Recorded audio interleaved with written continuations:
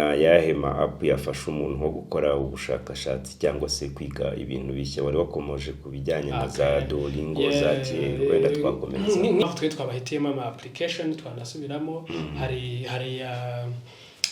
nk'irembo hari amaye kera wishyuraga kuri banki ukajya gusubmit ako kantu ukajya gufata cyangwa none ni system urishyura na telefone yawe dereka rivuyemo imodoka yawe ikaba nta kibazo ifite ukaba ukomeje gahunda tugushaka kubwira imena ni nk'ama AI muri iki gihe ushobora kwiyemera ukumva kuzi kwandika ukumva kuzi indi technology ushobora gusavinga umwanya wawe ibintu wari gukora umunsi wose ukabikora uyu munsi rero twese tuba dushaka ko abantu bagira imitekerereze ibafasha kubasha guhitamo no kubyaza umusaruro amahirwe ahari batagize resistance kubera yuko ibintu bibiri bidahinduka twamye tubabwira n'iki icyambere ni impinduka icyambere ni igihe buriya ntabwo ushobora kugihagarika waba uri mu mafuti waba uri mu byiza kiragenda icya kabiri ni impinduka wabyemera utabyemera wabyishimira utabyishimira waba ubishaka waba utabishaka impinduka zizaza ntabwo bavuga ngo AI ngo nireke kuza ngo kubera yuko mbona igiye kuntwarira akazi wenda niba ako wakoraga kari gashobora gutwarwa n'ibyo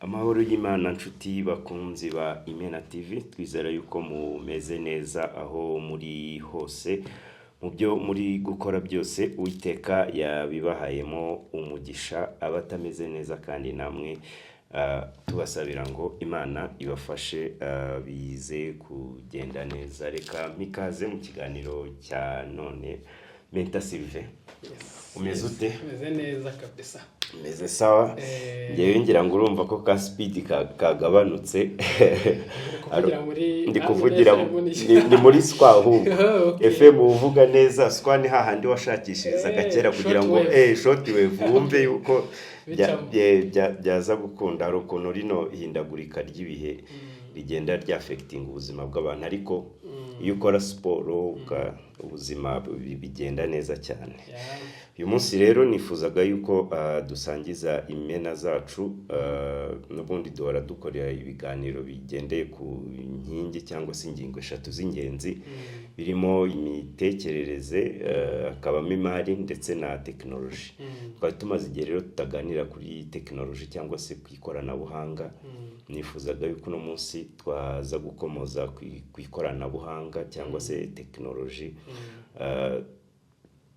gute twaza kufasha nk'abanyarwanda kuba bamenya nka application nkeya nk'eshatu cyangwa se eshanu zazindi baba bagomba kuba bamenya ariko zishobora kuba zabafasha mu guhindura ubuzima bwabo cyangwa se kuba bazibyaza umusaruro kugira ngo baze kuba bahindura ubuzima babifashijwemo n'izo application kuko twagiye tubona yuko ukoresheje neza ikoranabuhanga rishobora kukuvana ahantu hamwe rikakugeza ahandi kandi muri iki gihe ikoranabuhanga rigenda rifata intera hari application nyinshi zishobora gufasha ubuzima bw'umuntu bwa buri munsi haba mu kazi haba mu kwiteza imbere ndetse no kumenya amakuru buri gihe twebwe dukora bino biganiro kugira ngo ubundi tumenyeshe abantu amakuru ya nyayo naho bashobora kubonera amakuru afatika yizewe kandi afite fact reka rero tutizimbye mu magambo dutangire ikiganiro cyacu nkubaza ni hari application wibuka wowe cyangwa se waba warakoresheje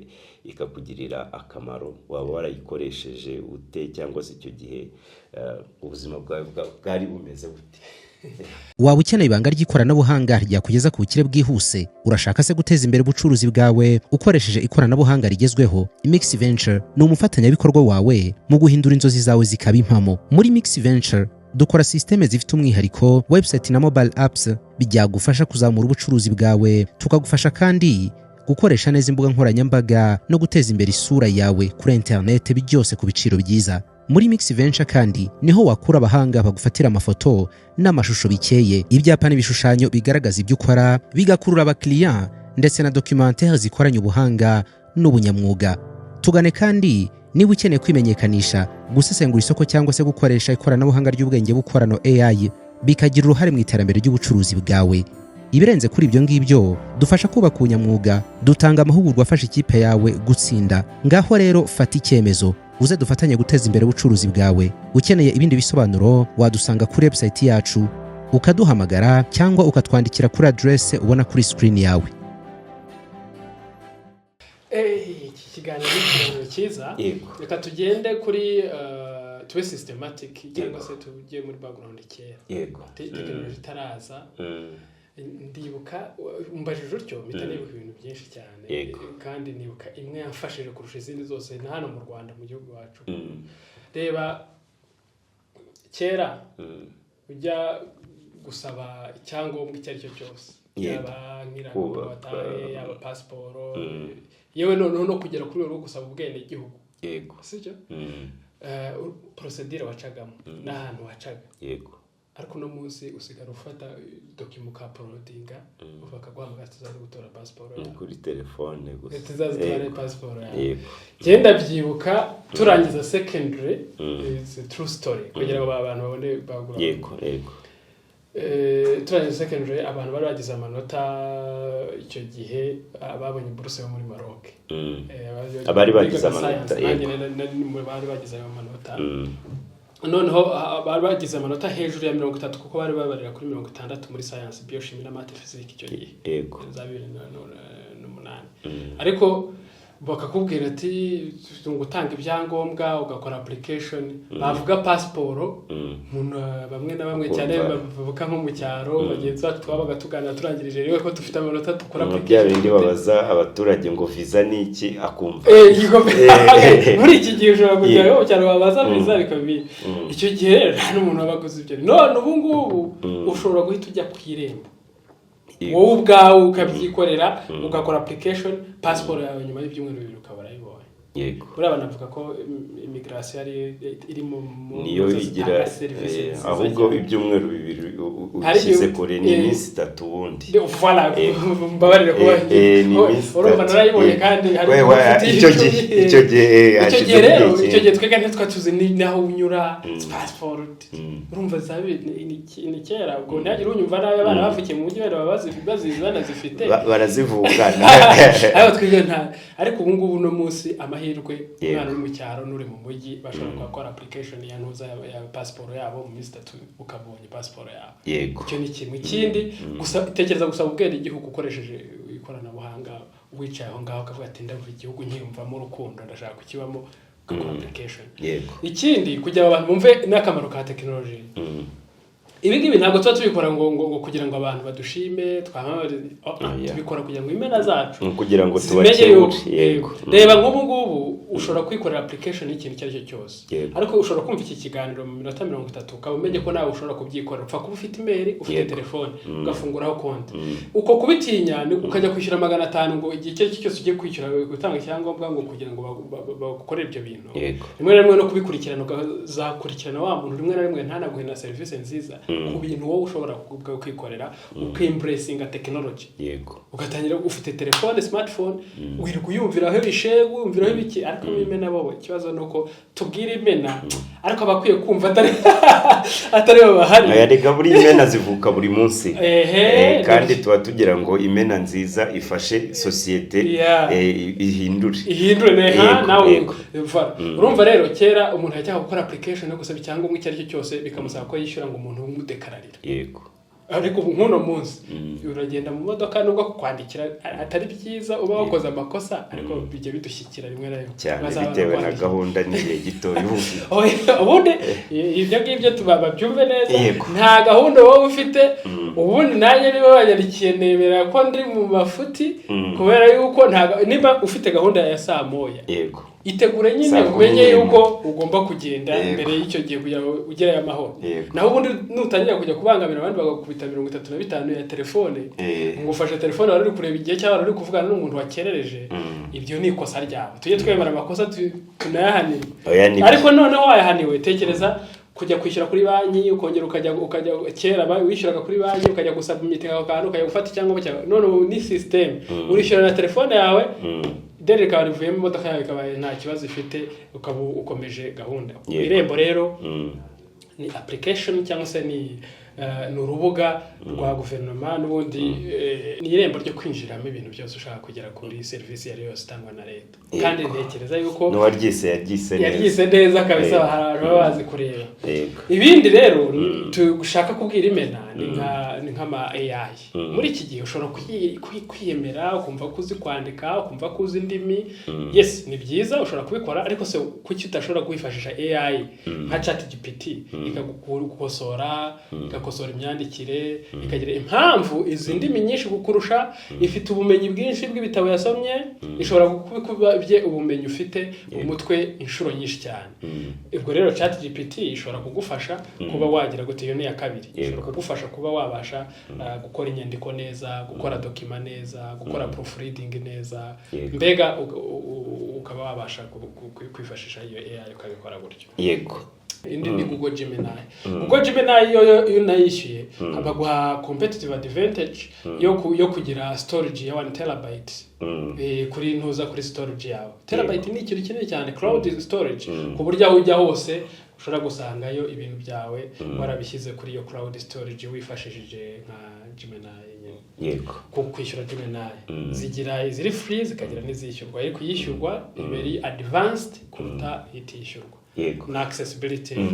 wenda utaragera kuri izo zindi cyane zo hanze nka hano usanga mu Rwanda batubwira bati dusuppose n'urugero MTN yakoze MTN Momo app cyangwa se za Ecobank mobile cyangwa se za Spin ni ikihe kinyuranyo kiba kiri hagati ya application cyangwa ni kuki wowe nimba uri company cyangwa se umunyarwanda ugomba gukora application ese iyo ukoze application hari icyo wowe ugaininga muri yo hari icyo nyine wungukiramo zifasha bite rero nk'izi ngizi zijyanye n'ibi by'amabanki baba batubwira zifasha bite mu kujyanye no kwizigamira kwishyura cyangwa se gukoresha amafaranga buri munsi reka ngusaba kuko tugiye gusobanurira izi nyine z'abanyarwanda reka mpite mbigira wenda clear dushingiye kuri MTN na banki tujye wenda nko kuri Beka seyo Beka reba umubare w'abantu bose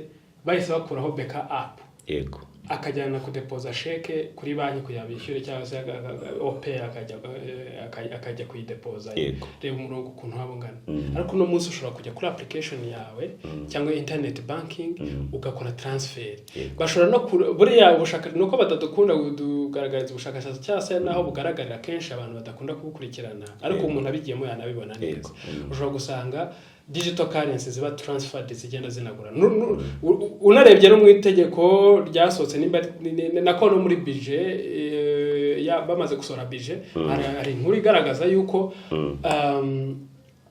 ibikoresho bifasha korohereza transfer y'amafaranga digital currency byakuriweho umusoro kubera iki byakuriweho umusoro kubera yuko bashaka yuko abantu babashishikariza gukoresha digital currency kuruta gukoresha hard currency ya inote n'ibiceri ukajya nkakohereza kuri Momo nkakohereza kuri Nuza none rero inyungu nyirizina zivamo icyambere baha service abantu benshi cyane yego urikumva icya kabiri bikihuta icya gatatu bagasigarana amakuru y'ibyakozwe mu buryo buboroheye icya kane gikomeye ari nacyo cy'ingenzi bakuramo inyungu Nese MTN yohereje ahubwo MTN niba ngiye kwishyura kuri Momo nta mafaranga wancharging baragucharging zitira charge nuzi kuba n'umubare w'abantu bakoresheje Momo amafaranga ari buze kuvamo yego nakayabo no kuvuga ngo rero ikintu ariko nawe wabikoresheje apart from nawe wabikoresheje byakuba wagaininze igihe cyawe yego nimba wishyuye kuri Momo ugakorera transfer umuntu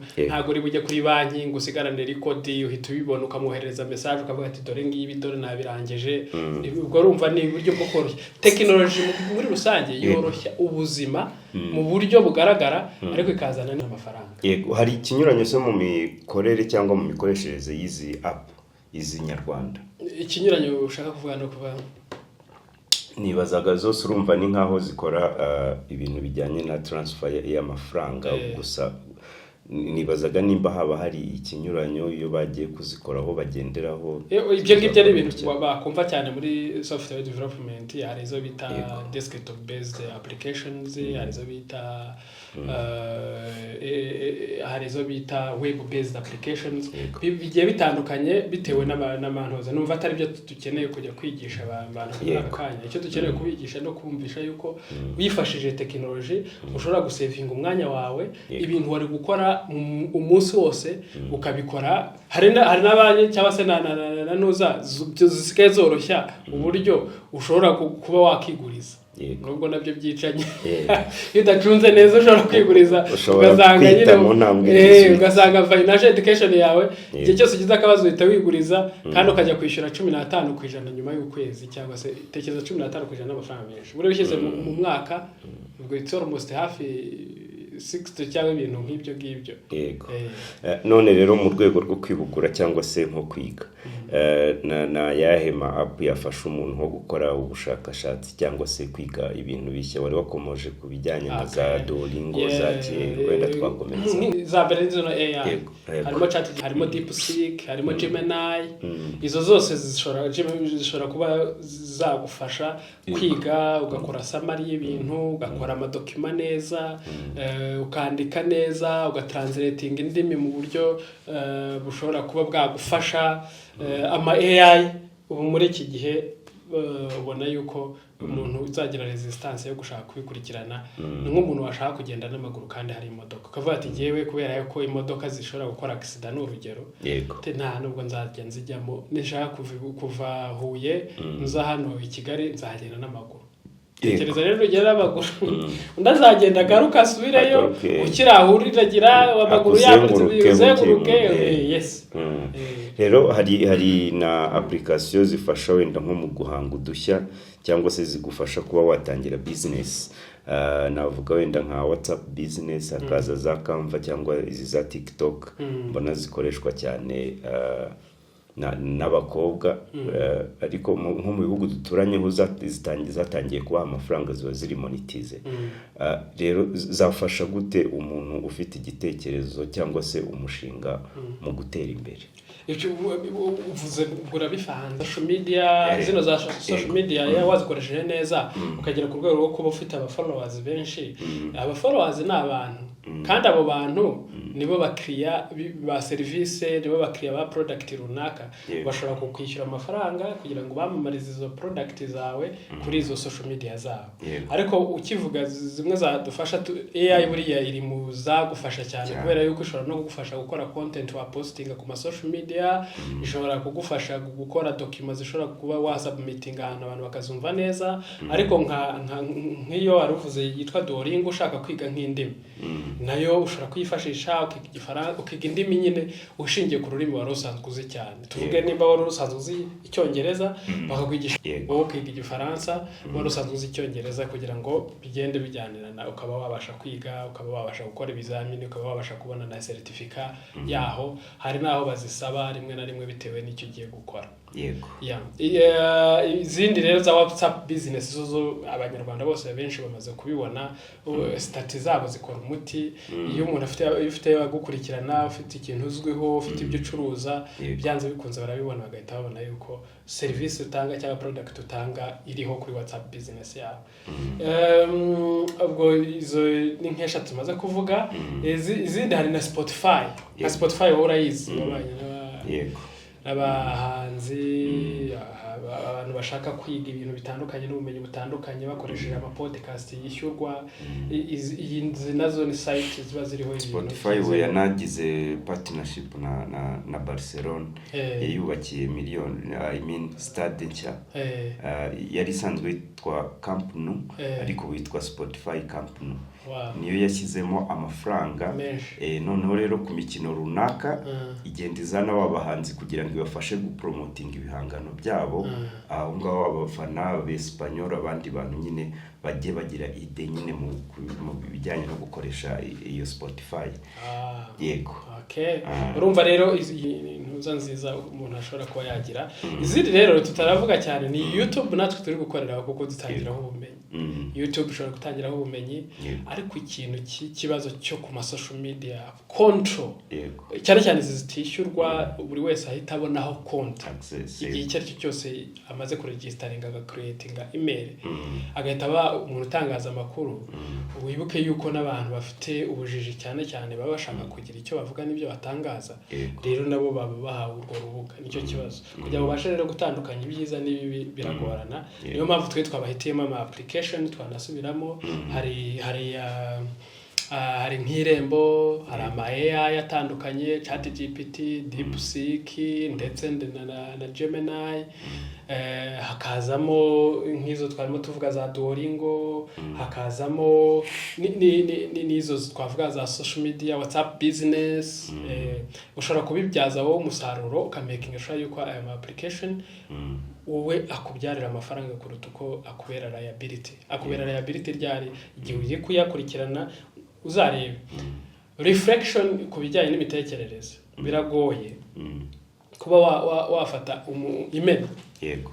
Ngo nta email itagomba kuzajya yikorera auto evaluation. Nguriye ko maze imyaka 5 nkurikirana uyu munyamakuru yagejeje kuki. Yego. Usibye kumufasha kuzuza inzozi ze no kuzamura umubare w'abamukurikirana nanjye ndimo. Ubu baje kwandika abanyabibazo muri iki gihugu nanjye bakaba banyandikamo. Ubu ngubu si baba bamfatanyije na wa muntu nakurikiranye nta kintu amariye. Yego. Uyu munsi rero twebwe tuba dushaka ko abantu bagira imitekerereze ibafasha kubasha guhitamo no kubyaza umusaruro amahirwe ahari batagize resistance. Kubera yuko ibintu bibiri bidahinduka twamye tubabwira n'iki icyambere ni impinduka. Icyambere ni igihe buriya ntabwo ushobora kugihagarika. Waba uri mu mafuti, waba uri mu byiza, kiragenda. Icya kabiri ni impinduka. Wabyemera utabyemera, wabyishimira utabyishimira, waba ubishaka waba utabishaka, impinduka zizaza. Ntabwo bavuga ngo AI ngo nireke kuza ngo kubera yuko mbona igiye kuntwarira akazi wenda niba akwakoraga kari gashobora gutwarwa n'ibyo ukora. Tugana ku musozo w'ikiganiro cyacu, ubona ari izihe rero nzitizi abantu bakunze kugira mu kuba bakoresha zino application? Inzitizi ya mbere ni ukugira ubundi resistance to change. Resistance to change ari nacyo dushishikariza imena ko twegeze iyo yagigabanuka. Buri gihe uzareba impinduka abantu babanza kuzitindaho mbere yo kuzimbracinga bakareba se nta mahirwe zizanye, ibyago se zizanye nabyo ni ibi. Wowe ukabasha kumenya ibyago byazanye n'amahirwe ukeneye ugafata amahirwe gusa. Nkuko twabibabwiye, smart people they know what they want. Abantu bari smart baba bazi ibyo bashaka. Ariko wise people, abantu twakita abanyabwenge, baba bazi ibyo badashaka bizana n'ibyo bashaka. Yego. Sinzi rero uri kubyumva. Uvuga ngo niba wowe social media cyangwa AI ije ni cyangwa se application yari yose, menya yuko wenda nka TikTok n'urugero ishobora kuba yagushimisha akanya gatoya, ariko ifite na seduction methodology izamura igawanti. Buri gihe wafungura igahita ikuzana ka kantu ka ese buriya ntago bitekereza wifunguye ukabona ako arebye ejo igaruka akantu gasa nako ako amaze amasegonda 5 irongera akagaruye. Buriya nta kantu ubonamo. Hari abarimo kuntu ko gutriggeringa kubera ko bamaze kubona ibyo ukunda. Niyo mpamvu ushobora kureba buri ugiye nko kuri browser y'umuntu ukareba ibintu yakozemo search cyane uhita ibyo bintu yatinzemo. Ushatse kuvuga ngo rero ikintu kimwe cyonyine gishobora kuba kibuza abantu kubikoresha neza no kutabasha kumenya gutandukanya ibyo bakeneye n'ibyo badakeneye no gufokasinga ku byo bakeneye cyane byabagirira umumaro. Yego, byari no ku kibazo cyanjye cya nyuma cy'iki kiganiro.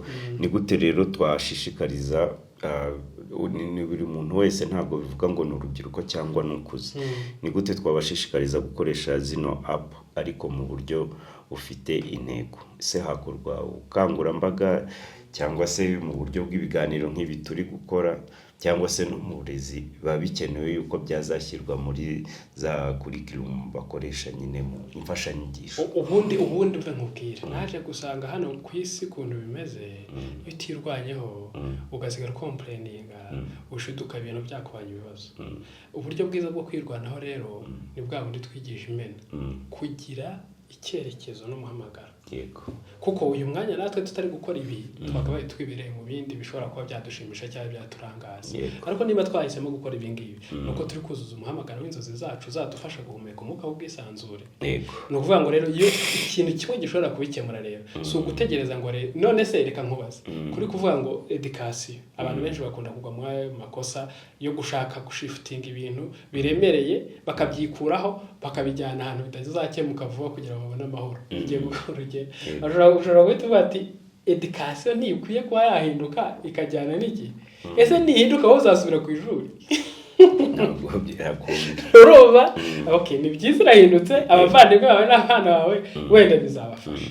Ariko wowe se ntabwo uri gusubira ku ishuri kandi iri shuri wigaga izo mpinduka zari zitaraba. Ahubwo ikintu cyiza cyambere gisubiza ibibazo byose no kugira intego mu buzima bwawe, kugira agasozi wumva uzahagarara ugahumeka umwuka w'ubwisanzure. Kuko yuzaho ujya kukubwira ngo nyura ahangaha rwose uwo muntu aba atumwanya uramubwira ati rero cyese aho nari nerekeye pe dore aho ngiye ni hariya. Nk'ubwo hari waguhamagaye mu gitondo waguhamagara akakubwira ati ariko Gentil waje ko numva afite akantu kamwe tukaciringa wenda yabonye konje ari muri konje nawe urahita umubwira ati okay reka nzi niko bigenze. Oya kuki waje nuko mfite intego exactement uza hugiye uzi ikigiye gukora uzi nicyo kikumariye nicyo kizakugezaho bitandukanye no kuba rero n'umuntu udafite intego. Ubwo ni uburyo bumwe bwo kwirebaho kuruta kureba ko ibibazo bitabashije gukemuka babishyira kuri leta babishyira kuri education system. Ngiye kuguha urugero jewe n'abagenzi banjye n'abandi bantu nawe urimo ndabizi neza twakomplainingaga tuvuga yuko hari abantu bari gutanga content y'uburozi. Yego. Sibyo content y'uburozi content ishobora kubiba amacakubiri. Hari nabo nabonye igenda itambikana ejo harabo yashaka kumva inakomeza batambigane kubera yuko ibintu bari kutuzanira twe tuzi ingaruka byagize byo kwebya society. Harimo abashobora kuzana ibintu bishishikariza abantu buraya bishishikariza kurangara abantu no kubinjiji. None rero nabonye kuri za Twitter nabo bashaka kwangisha ubuyobozi abaturage. None rero ibyo byose sibyo ntibahari ntibakoresha za mbuga natwe turi gukoresha. Ariko twebwe twavuze ngo leta izabikemura ngo dutegereze RIB ibanze itambikana abantu bose. Twavuze ngo education izabanza ibihindure ahubwo wowe personnellement wumva wakora iki kugira ngo we moteri n'impinduka. Twe turavuga rero ati twe n'imena turagiye kabisa gasozi twe n'imena turagiye turatumbagiye turi ku gasozi k'inzozi zacu aho twishimira yuko buri imena yose tuzahagarara naho duhumeka umwuka w'ubwisanzure. Reka ngushimire cyane rero ku kiganiro duhaye nizera yuko buri imena yose ndetse n'abandi banyarwanda bumva ururimi tuvuga yuko hari icyo iki kiganiro kigiye kubamarira kubera ko twavuze kuri byinshi twiga byinshi kandi ku mikoreshereze yamwe mu application yagufasha kwiteza imbere haba mu bukungu ubumenyi n'ubuzima rusange. Rero mbibutse yuko smartphone ntago ikwiye kuba igikoresho cy'imyidagaduro gusa cyangwa guhamagara gusa wumve nyine ariyo guhavinga fan, ahubwo ni igikoresho ushobora no gukoresha kikaba cyagufasha mu kwiteza imbere. Ariko ibi byose nuko uba ufite uburyo ubikoreshamo ufite intego. Gashimire rero imena zose zadukurikiye, nshimira cyane na Mutuzo uba wadufashije mu mashusho n'amajwi meza zira amakaraza nubwo no munsi ngewe numva ahari ariko Mutuzo we ntacyo aba atakoze. Reka mbwire imena zacu yuko ibiganiro nk'ibi ngibi by'ubwenge ari akagaruka. Imana ibarinde.